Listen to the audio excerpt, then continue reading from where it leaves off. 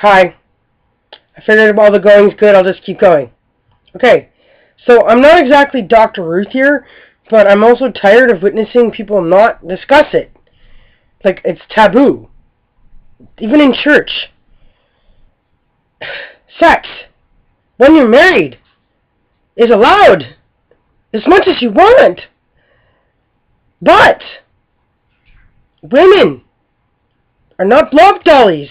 They're not there to lie on their backs for babies, to give men a place to come. Women have the right to be sexually satisfied, to know the pleasure of what orgasm feels like. If a man's too lazy to love his wife, then she has the right to say no. I'll pleasure myself, but you can't sleep with me if you're not going to make love to me or take the time to make me happy and please me too. It's okay once in a while because you love each other to forego certain levels of pleasure, certain levels of ecstasy. Baby making is fun, but you don't just have 3 kids and then never have intercourse the entire time you're married ever again. Sleep in single beds. Women that have spent their entire lives being married and never having one. No!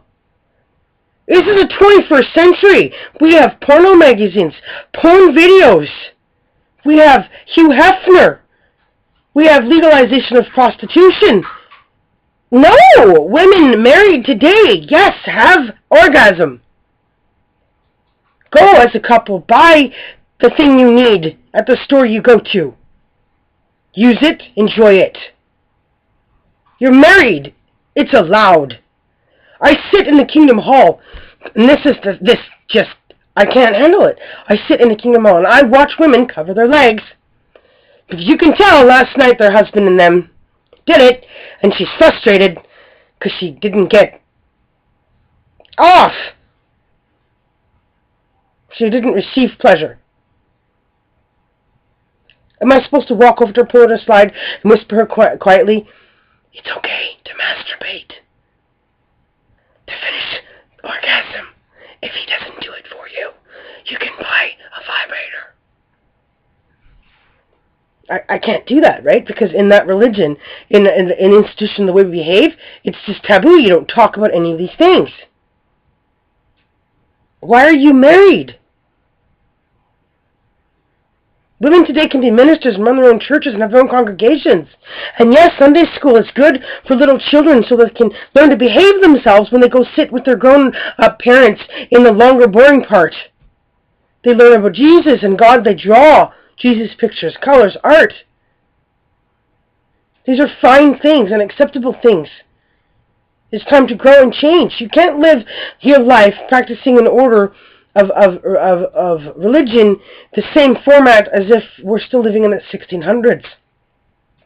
Horse-drawn wagons, children must be adults. No! Healthy children must be children. They must have childhoods. They must play and have fun. Learn to make your own videos, cartoons, coloring books. These are all things that are acceptable, things you can do. But sex is the biggest taboo. We're not here just to please men. We're not here for men to be pleased. There are still places that are practicing disgusting rites where women's clitorises are being all or partially removed. They're being taught and raised that it's a good thing to look forward to. They're not to enjoy their bodies, what they're made for, how they're supposed to work. They're not to feel pleasure. Even worse, in other places, they stitch them shut between fertilizing eggs. Between pregnancies, to keep them tight like a virgin. Some women die. Lots die. It's sick. Some of them only have partial removal so they can get some pleasure, and it's very frustrating and it hurts. Constant living in pain. No, I'm not saying what Dr. Ruth was teaching everybody was right. No, but at least she was a woman that wasn't afraid to talk about it all the time.